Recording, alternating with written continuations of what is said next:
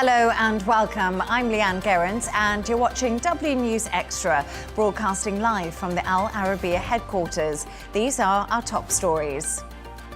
President Donald Trump marks 100 days in office as he prepares to celebrate at a state rally in Michigan. In a historic turnaround, Mark Carney's Liberal Party wins a Canadian election.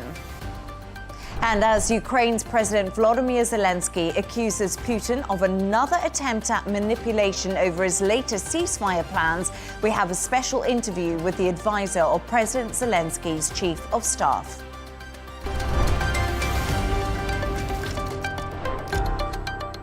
To our top story, today marks 100 days since Donald Trump was sworn in as President of the United States for a second time.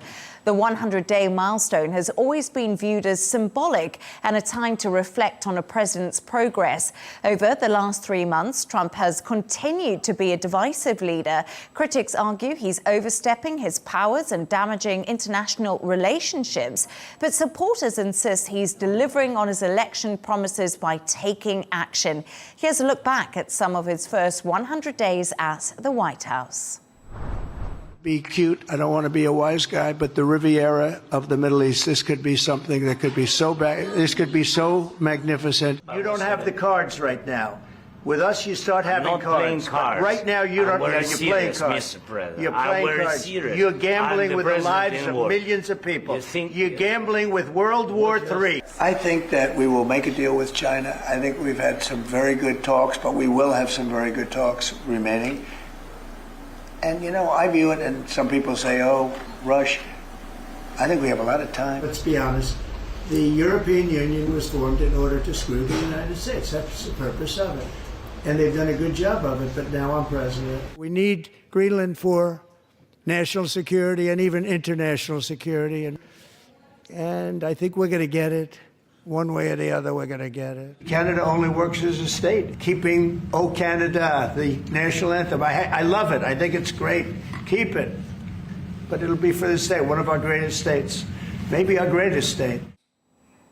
To discuss this and all of today's stories, I am joined by Dubai 92 presenter John O'Hays and correspondent and columnist Gemma White. Great to have you both on the show on What a Day, Trump 100 days in office. So, Jono, it's been memorable. We just had a look at that montage there.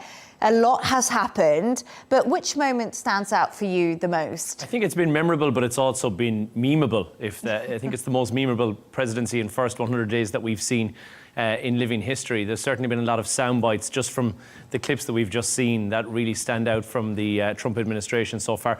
I think probably the moment he had the conference where he said, "I'm back and I'm better than ever," was probably a classic Trump moment that we witnessed. Big J.D. Vance and Zelenskyy and Trump in the Oval Office in somewhat of a UFC moment where that came to blows as well was one of the other moments. But honestly, for me, it's how quickly he rolled back on the environmental regulations. It signalled a very sharp change from what we'd seen with the last administration. And the priorities in his first few days, including one that I have to admit, it's probably one of my favourite policies that's been revoked, was the change in plastic straws. And so Trump had said that paper straws are gone, we're no longer going to do that anymore, and instead we're going to go back to paper straws. That for me was one of the most standout, mainly because it was almost unbelievable to watch him sign that and see that that was his most impressive first couple of days and weeks in the administration. And you know what, we've actually got a clip of that, so I want everyone to just take a moment and watch this clip.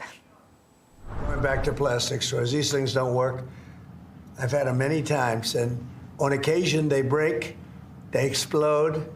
If something's hot, they don't last very long, like a matter of minutes, sometimes a matter of seconds. It's a ridiculous situation. And I don't think that plastic's going to affect a shark very much as they're munching their way through the ocean.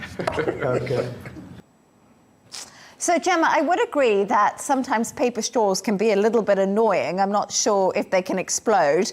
But for you, what has been the stand-up moments in Trump's first 100 days so far? I think for me, obviously, there's threatening to take Greenland by force, which was kind of came out of nowhere, I think. And along with annexing Canada, you know, there was a lot of empire building kind of rhetoric around that. But for me, it was the firing of over 120,000 federal workers.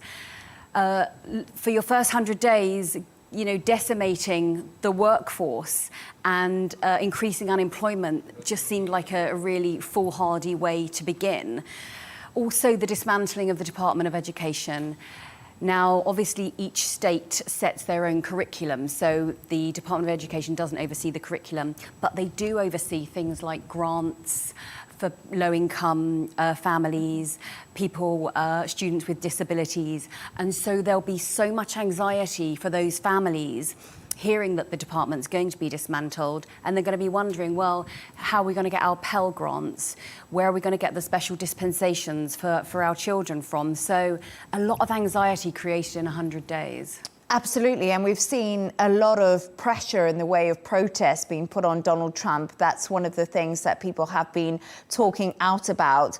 So in the next 100 days, moving the conversation on slightly, what do you think that we would like to see from Donald Trump? You know, obviously, this has been a bombastic 100 days. He's come out with all guns blazing, doing everything he said he would on the campaign trail. But would you like things to become a little bit more relaxed moving forward, maybe? Well, I think we've seen a lot of executive orders, and we now know that he's signed in 142 executive orders in 100 days. That compares to Joe Biden in 4 years, 162 executive orders. So it has been the administration of exec orders that have been signed into place. Of course, signing them into place doesn't mean that they come into effect immediately, so we'll now see the trickle down in the next 100 days of those becoming the real, the realism of those will set into place. So I imagine that we will see all of those come to the fore as well. And there is the one matter that's outstanding, which he did say he would tackle, the Ukraine-Russia conflict. He would have that done within his first 100 days. We are now 100 days in, and although we are on the verge of a ceasefire, it is a short-lived one, and that has not been achieved yet. So I imagine in the next 100 days, the shift in politics will go somewhat towards that. I would like to see that been addressed slightly more, but certainly more executive orders on the way, I'm sure, as well, and hopefully more that are akin to the one from plastic straws, which is the only one that I've seen so far that I thought, yes, I'm going to get behind this one.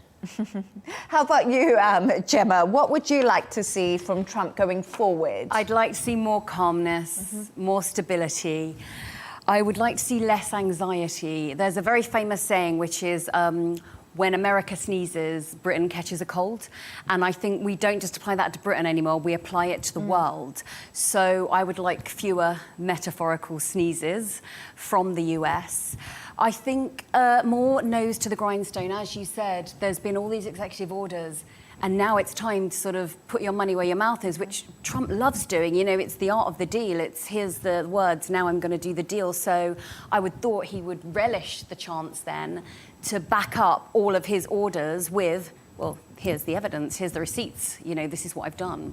And I think that today, maybe in the White House, we saw Caroline Leavitt come out and she was saying it's been 100 days. It's been absolutely historic. Trump's done everything he said he would do. They were very resolute on the tariffs, saying that loads of countries are ringing them. They're going to get deals. So I think from the White House, their point of view right now is that they are definitely on the right path. And earlier, I actually spoke to the former Trump state campaign chair, Rob Artlett, who addressed concerns that people have had towards President Donald Trump. Take a listen.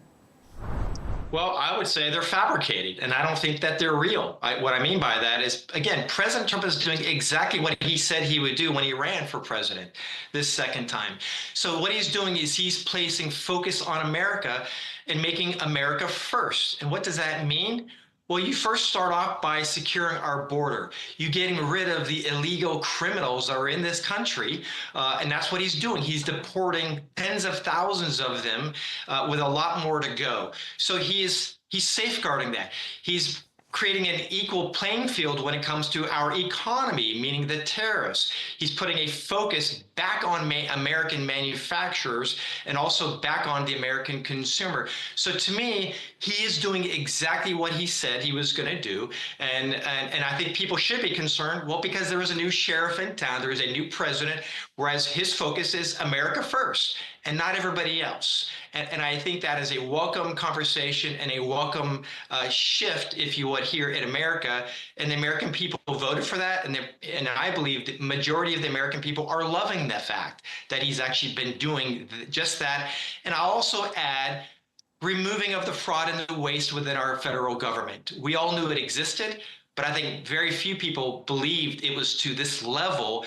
So again, President Trump is delivering on that message and on that promise to getting rid of the waste and the fraud and the abuse within our federal government.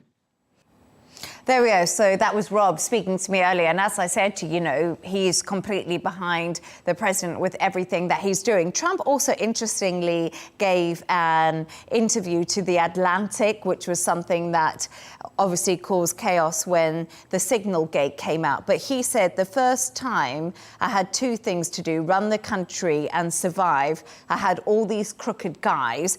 And he said, the second time I run the country and the world. Jono, do you think that's how Donald Trump sees himself right now? It's a bold statement, but we are seeing how big an impact the US has. And I've said this before, the US, when it speaks, the entire world listens, and very much that is the case in this administration as well. What I will say is that although he's sticking to what he said, there's a few loose ends that need to be tied up that I would like him to see him tie up in the next couple of weeks. He's still been viewed very favourably. He is a businessman. He has tightened the belt of the company that is the United States of America. So when we see this massive layoff of many, many staff and many cost-cutting measures that have been put into place, and certainly, as you mentioned, with the education as well, he is viewing the entire country as a business, which is what he's been elected to do. Run it exactly how he sees fit. And it seems that in the next 100 days, we're going to have more of that. I wouldn't be surprised if more cuts are on the horizon. We've heard rumours and echoes through the Trump administration and externally. So I would imagine that the next 100 days we'll see further cost-cutting measures so that that belt can be as tight as possible so that Trump can have as much free cash to play around with so he can run the administration how he sees fit. Would you agree with that? I mean, Time magazine called it among the most destabilising in American history when talking about the first 100 days. So, yeah, for the next 100 days, as you say, it could really, I'm hoping for calm and stability.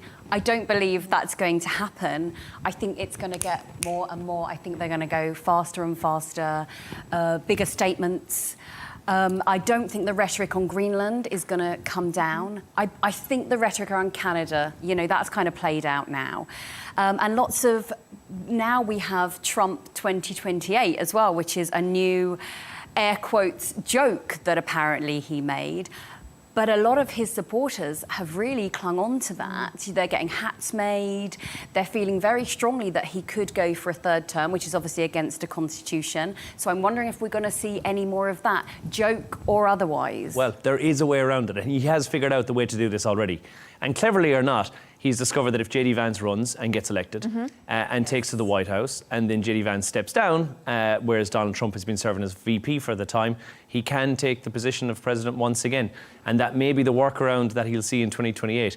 But that is a time-will-tell situation. It's like season 4 of Succession. Absolutely. I think we've all subscribed on, even if we want to or not. We've got the subscription. We have to watch the series out to the very end. No, absolutely fascinating. And Donald Trump spent, I think it was 24 days on the golf course. So he spent just a quarter of his time right now playing golf. Good for him. You should always stick with your hobbies. But let's move on to another story now. And we have just discussed Canada, actually, and Gemma, in what's been described as a historic turnaround. Mark Carney's Liberal Party has won the election. That's despite his party looking like it was heading for collapse just months ago. But the former banker fell short of the majority government he wanted to help him negotiate tariffs with US President Donald Trump. In his victory speech, he said the next few months would be challenging and require sacrifices. Let's take a listen. Who's ready to stand up for Canada with me? Our old relationship with the United States, a relationship based on steadily increasing integration, is over. The system of open global trade, anchored by the United States, a system that Canada has relied on since the Second World War, a system that, while not perfect, has helped deliver prosperity for a country for decades, is over. These are tragedies, but it's also our new reality. So there we are. Gemma, I can't believe that it's Mark Carney. I don't think a lot of the world can. Who would have thought this?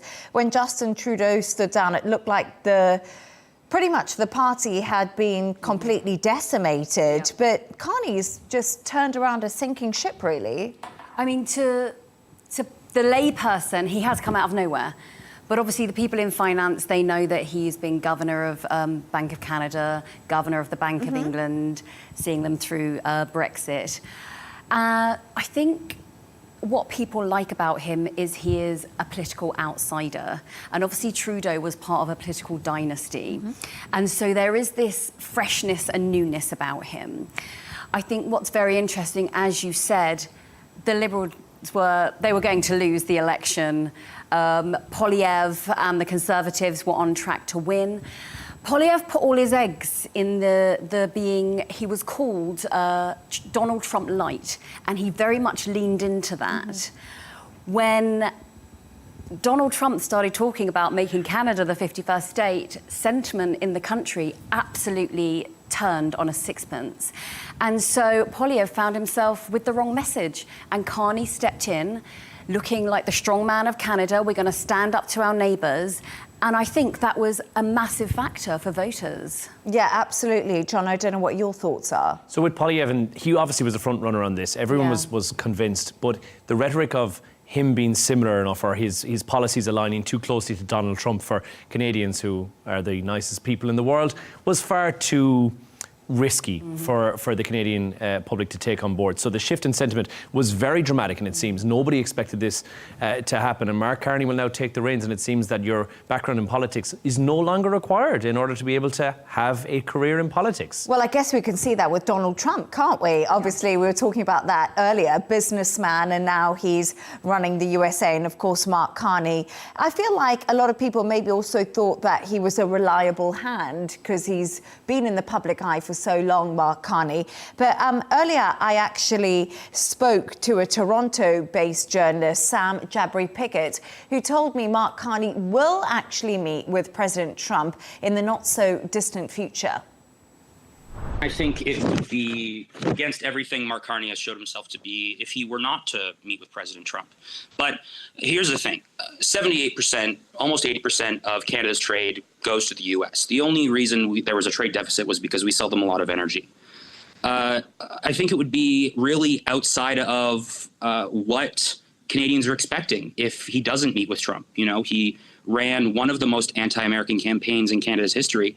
But we all want a good deal. You know, we all have friends and family that live in the U.S. Canada and the U.S. are and remain extremely economically integrated. And Mark Carney's idea of a good deal is really going to sort of push him over the line for a lot of Canadians.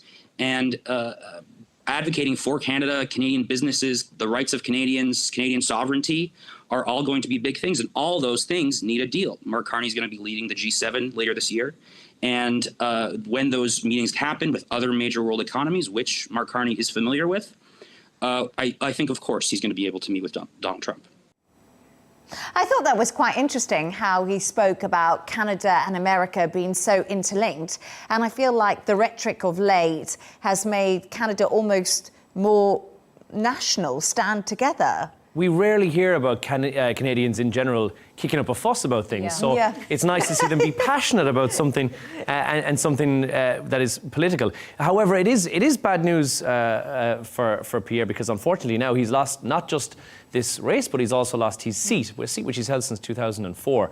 And that is now something that's also gone. So although he will be allowed to be involved somewhat in politics, he will not be on the benches. He will be from the sideline, and he will not really have a voice anymore in politics. So this is a defeat on a magnitude unlike one that we've seen in Canadian politics. And again, the world's eyes rarely turn to Canadian politics until there's a situation whereby they may be the 51st state.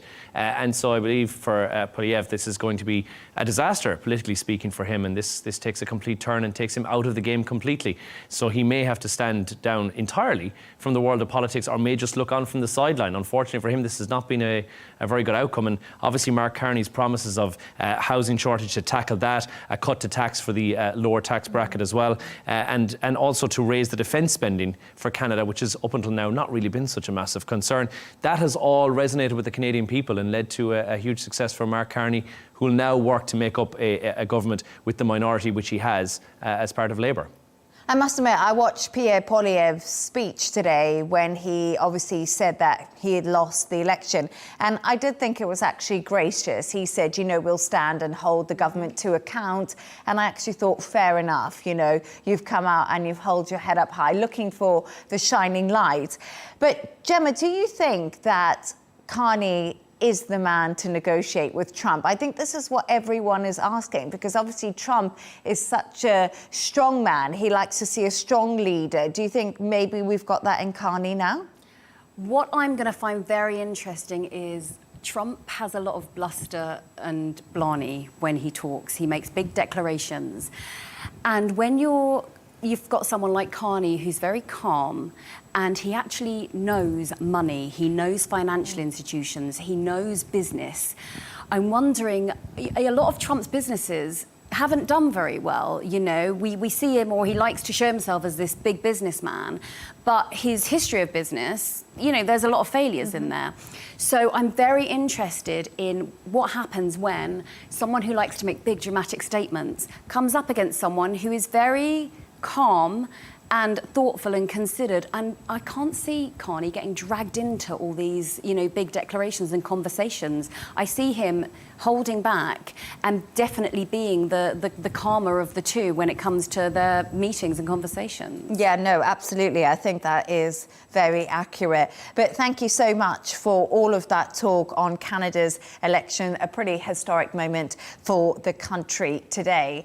Moving on to another story today, Ukraine's President Volodymyr Zelenskyy has accused his Russian counterpart Vladimir Putin of another attempt at manipulation.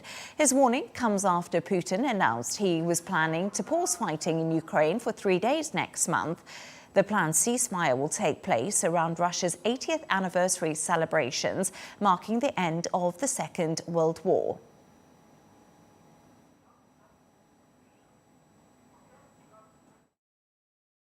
Earlier, I spoke exclusively to the advisor of President Zelenskyy's chief of staff, Serhiy Leshchenko, to hear his thoughts on the latest developments. Serhiy, it's Donald Trump's 100th day in office. This is a key milestone. He said he could end the Russia-Ukraine war in 24 hours. What has been the major sticking points here for Donald Trump in getting a deal over the line? Again, this is not my role to commend American president elected by American citizens. It's up to Americans to decide and to comment. I can just repeat that Ukraine is very much appreciate what has been done by our partners from US, from Europe, to stop this war. Because Ukraine is victim of this war, Ukraine never provoked this war, and Ukraine wants just to live our own life without aggression on our land and without killing of Ukrainian people. Let's move on, because reports suggest the US and Ukraine are close to signing a framework to a minerals deal, which we've been hearing about a lot, as soon as this week. How significant is this minerals deal for Ukraine? For Ukraine, it's very important to have partners with good expertise, with good technologies, to have our mineral sources be used for the interest of the whole world, of course, because it's minerals which are very important in modern world. And we welcome American investors to make the business with Ukraine.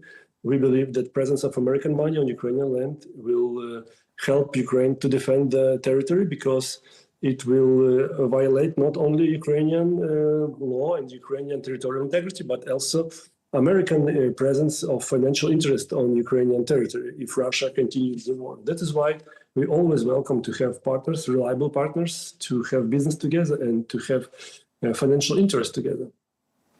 Do you have any idea when that minerals deal might actually be signed? It's a process, it started a few months ago. We have our own Ukrainian expertise to have the document which will not violate Ukrainian law and which will not cross the European integration of Ukraine. Ukraine is a candidate to European Union, and all our legislation goes through this expertise to be in the frame of European Union legislation. In an interview with The Atlantic that's been published today, Trump has said he's saving Ukraine. What does he need to do over the next few weeks to help Ukraine as a country? I can just repeat what I said before. I'm not in the role to comment American president, American administration, but only to say thank you for American people, American leadership, American presidents supporting Ukraine in this bloody war started by Russia against us.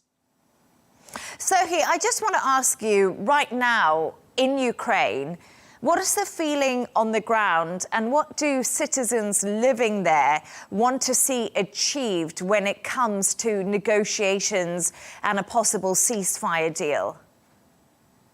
Ukrainian citizens want to stop this war because this war is destroying our territory, our cities, our infrastructure, and killing Ukrainian citizens. That is why Ukrainians are very eager to stop this war. But Ukraine wants to live our own sovereign life without anyone who can dictate what to do.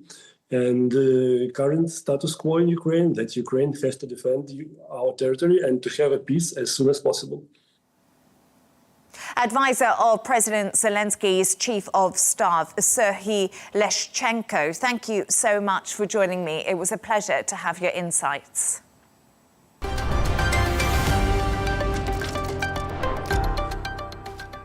Now, travel disruption in Spain and Portugal has continued today after massive power cuts hit the region yesterday.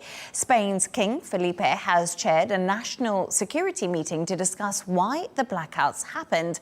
Earlier, I spoke to Lisbon-based journalist Mark Lomas, who told me what he experienced. Yesterday, the power just went off everywhere. And thankfully, mobile internet was still available in a lot of places. It did kind of fade out throughout the course of the day, but people could keep on top of things and keep updated through social media and using their mobile internet, which was great. And yeah, there was some issues yesterday because there was panic. There was panic buying. I saw it at the shops, long queues for fuel, long queues in the supermarkets, because there wasn't great messaging coming out from the government. So, Jono, the government has come out and responded, claiming it was not a cyber attack. What more do we know? So we now know some more detail about what it was. Initially, obviously, the tabloids jumped to the cyber attack conclusion. I got to be honest, I think I did as well. I initially thought, having recently watched Robert De Niro in Zero Day, that this was happening and we were going to be without power for the next 2 weeks and nobody knew what was going on. And you went to the cash machine? Yeah, I wasn't going to say that, but okay. I'm going to say it for you. I took cash out because I had the panic of, if there's no phones or internet or power and we have no cash, then I can't buy anything and then I'll starve. So that was my initial reaction. And I think a lot of the world has that initial panic phase because you don't know what's going on. We now know a little bit more about the story behind it. Spain and Portugal have significantly in the last couple of years, and maybe for the best, increased their reliance on renewable energy. So solar and wind power is what's been used there quite a lot. In fact, on the 21st of this month of April, they had an entire day where they powered the entire country over all renewable energy sources, which is amazing when it works. When there's a peak, or if there's a lull or a trough in the power's demand, it also means that there is no inertia built up, because traditional power supplies will build up something called inertia. A grid's low inertia means that solar, wind, all those which make up for 80% of the Iberian Peninsula's power supply can no longer function.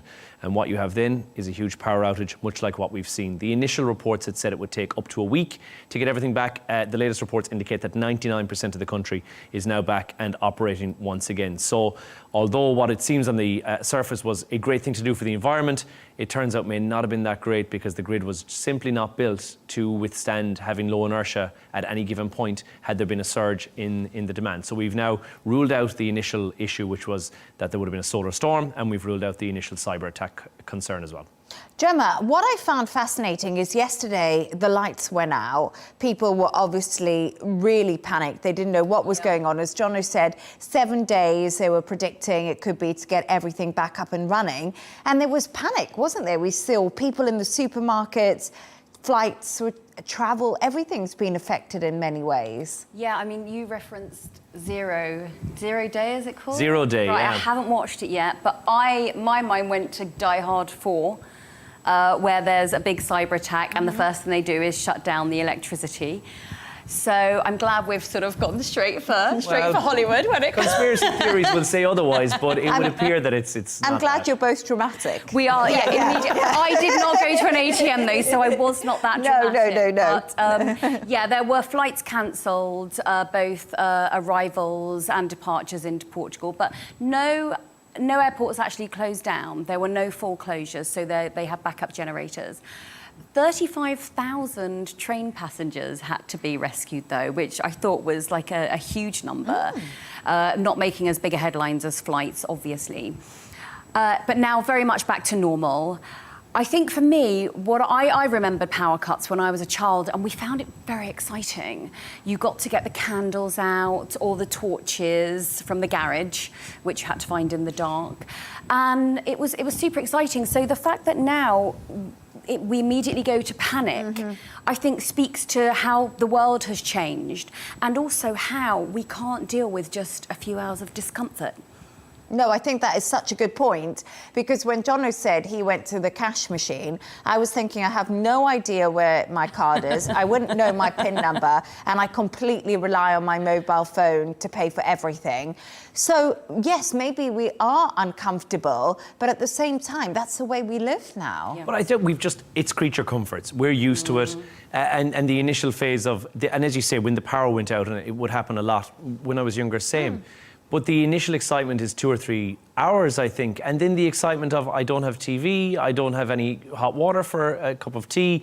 That is now the reality. And you just discover that life without electricity is a little bit dull.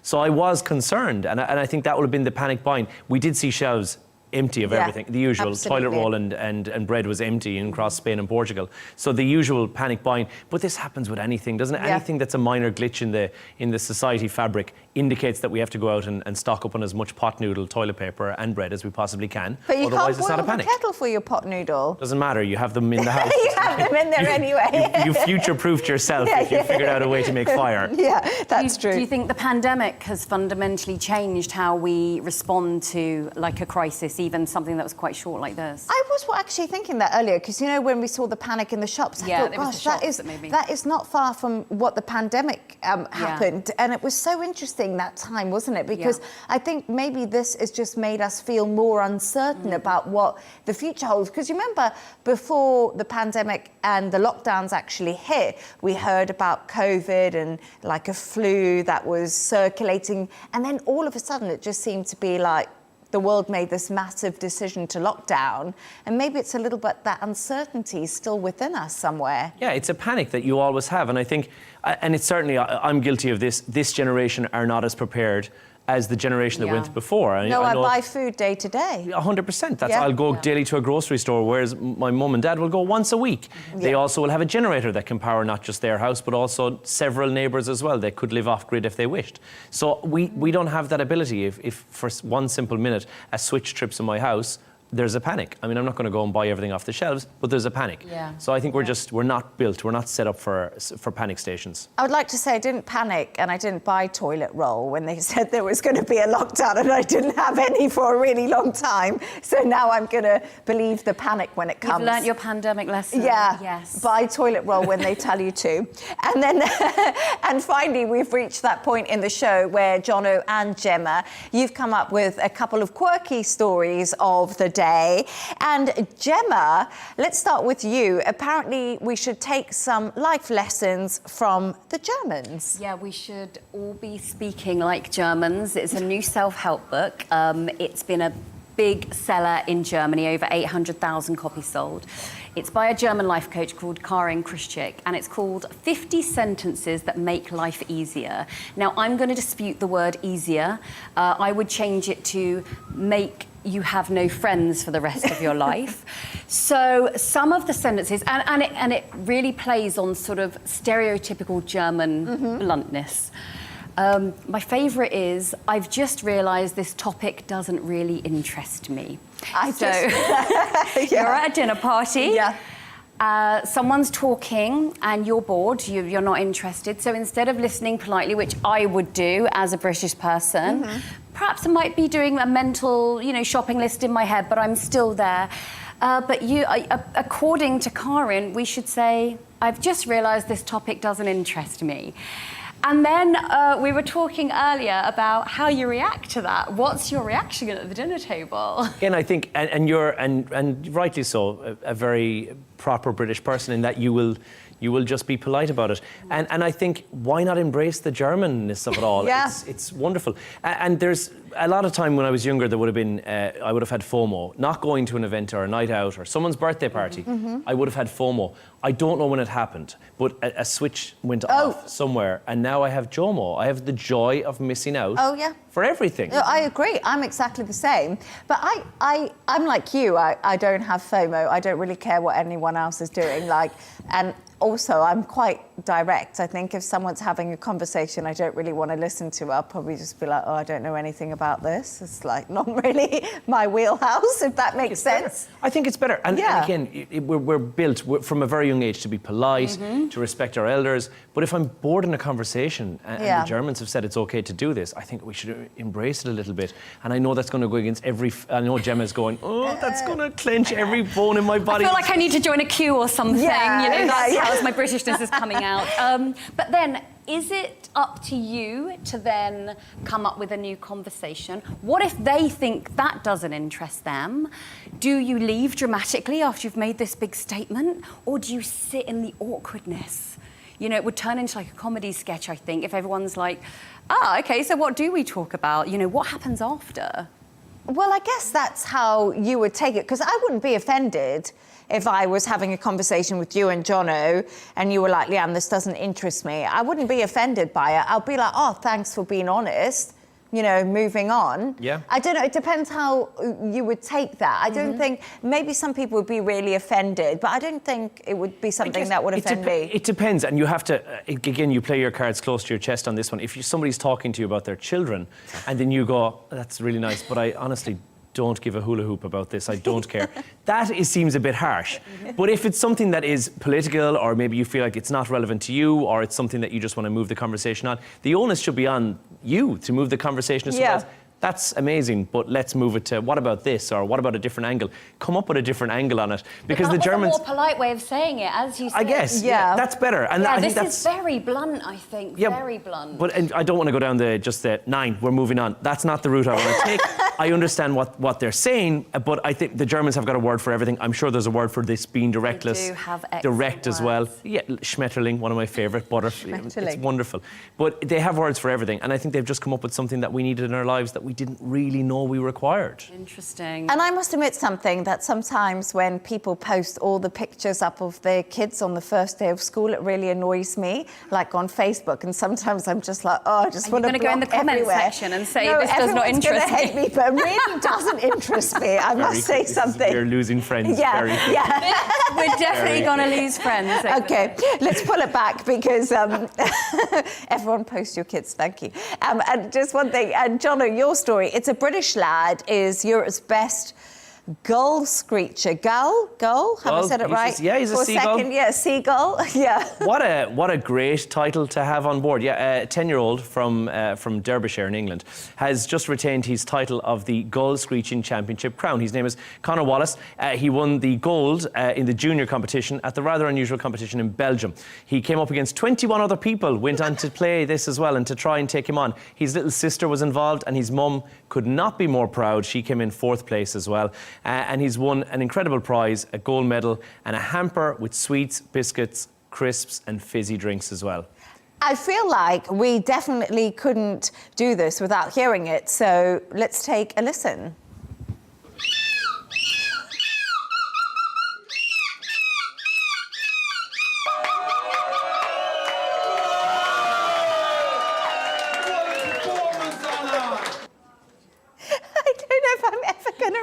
Gemma. I mean, he's good. Gemma, what do you think? The kid is good. He knows how to be a seagull.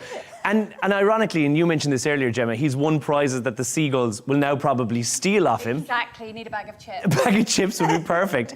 And I just think, what a great skill. At what point do you discover that this is the skill that I have, this is a talent that I have, and at what point do you go, this hidden talent could be something I can make money off of or win awards in? And I know that we've mentioned before that you, Leigh-Ann, are looking for a Guinness World Record. So maybe there's an ability in there that we don't know about.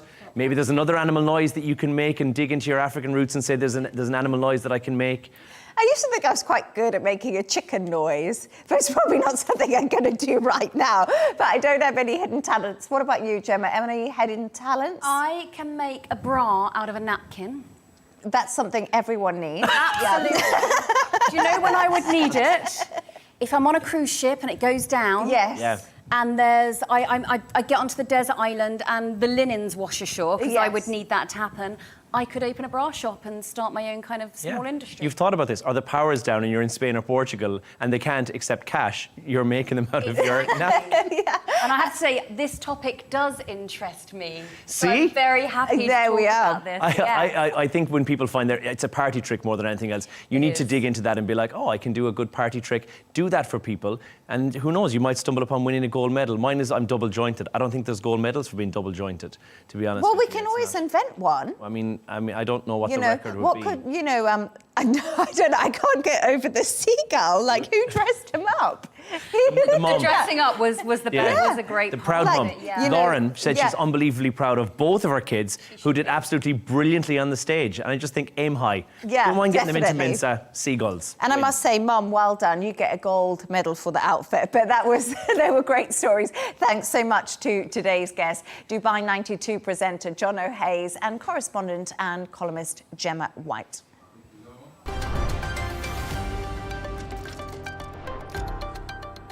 Here's a reminder of our top stories.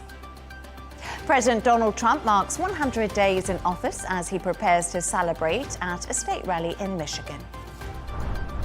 In a historic turnaround, Mark Carney's Liberal Party wins the Canadian election. And as Ukraine's President Volodymyr Zelenskyy accuses Putin of another attempt at manipulation over his latest ceasefire plans. And that's all from us on W News Extra. G&T with Tom Burgess-Watson is coming up next. Goodbye and thank you for joining us.